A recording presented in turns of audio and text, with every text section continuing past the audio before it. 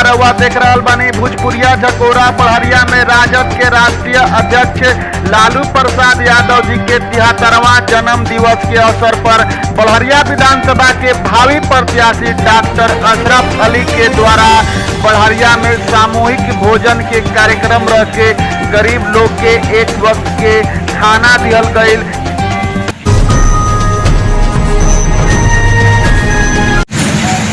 जनता मालिक होती।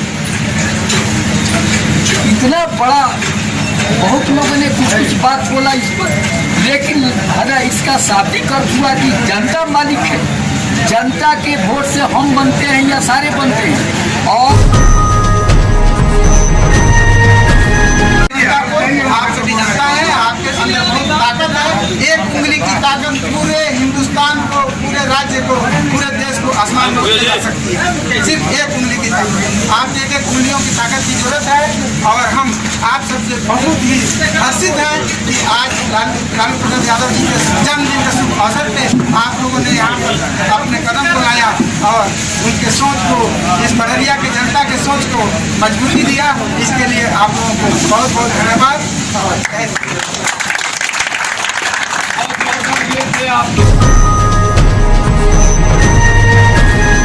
नमस्कार, हम बने अमरजीत कुमार गिरी। रउआ देख रहल बानी भोजपुरिया झकोरा। अभी हम बानी बड़हरिया विधानसभा में। बड़हरिया प्रखंड के गरीब हॉस्पिटल के डॉक्टर और बड़हरिया विधानसभा के भावी प्रत्याशी डॉक्टर अशरफ अली हमारा संगे बानी और लालू प्रसाद यादव जी के जे राष्ट्रीय अध्यक्ष बानी राजद के, वहाँ के 73वां जन्म दिवस पर गरीब लोग के सामूहिक भोजन के व्यवस्था कर गया। तो हम डॉक्टर साहब से जानम कि का उद्देश्य बा सामूहिक भोजन।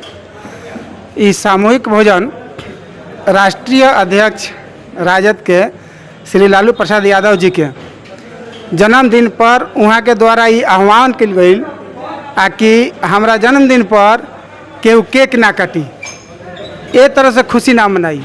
हमारा जन्मदिन पर जे भी गरीब बा ओकरा के एक समय एक दिन के भोजन कराई।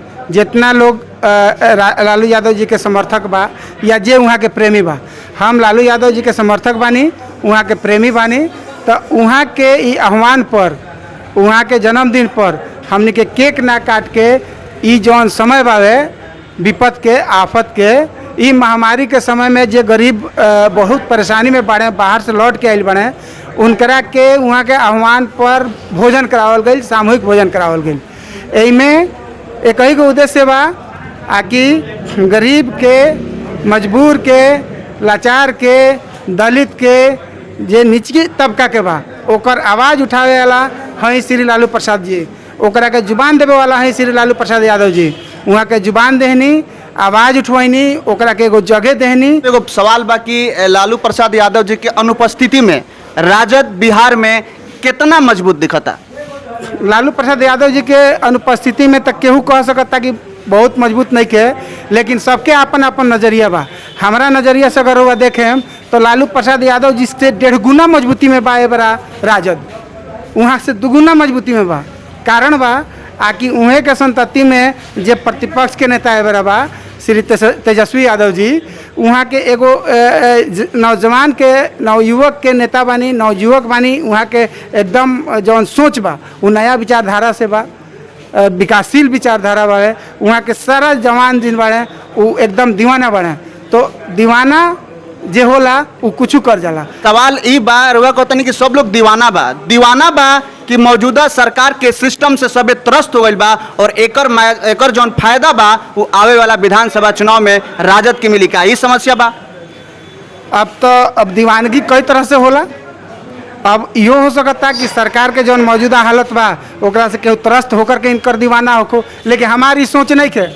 हमार सोच ही बा कि हम त्रस्त काहे मानी। वहाँ के विचारधारा, वहाँ के सोच, वहाँ के जौन रास्ता जा रहा बा, वहाँ के जौन जवान बानी, नवजुवक के नेता बानी, वहाँ के ई जौन बात बता रहा बा उहे लोग के दीवाना बनैले बा। सबसे तो पहले मैं बिहार की तमाम जनता को और 110 बड़हरिया विधानसभा निर्वाचन क्षेत्र की जनता को लालू जी के 73वां जन्म दिवस के अवसर पर बधाई देते हैं कि और हमें इस बात का गर्व है कि बिहार में लालू प्रसाद जैसा सामाजिक न्याय का लाल और गुदरी का लाल का जन्म बिहार की धरती पे हुआ और राष्ट्रीय जनता दल के अध्यक्ष लालू प्रसाद के नेतृत्व में जो राष्ट्रीय जनता दल मजबूत हुआ था उससे ज़्यादा आज तेजस्वी यादव के नेतृत्व में मजबूत होगा और आने वाले विधानसभा में बड़हरिया निश्चित राष्ट्रीय जनता दल का प्रत्याशी जीतेगा। और इतना ही नहीं, पूरे बिहार से राष्ट्रीय जनता दल का प्रत्याशी जीत के ये जो बहरी सरकार है, लंगड़ी सरकार है, लुल्ली सरकार है, इस सरकार में जो जनता त्रस्त है, व्यवस्थ है, परेशान है, उसका जवाब आगामी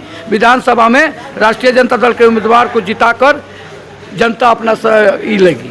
देखिए, ये लालू प्रसाद का 73वां हम दिवस मना रहे हैं और इसको डेडिकेट किया गया है गरीबों के नाम।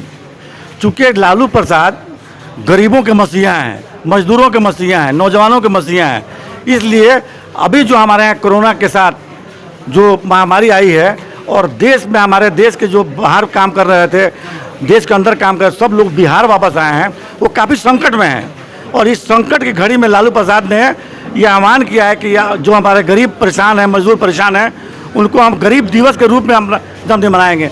इस खुशी के मौका पर हम नहीं मनाएंगे, इसको हम गरीबों के नाम डेडिकेट करते हैं। इस मौका पर केक नहीं काटा जाएगा, बल्कि गरीब लोगों को, मजलूम लोगों को एक वक्त के भोजन कराया जाएगा।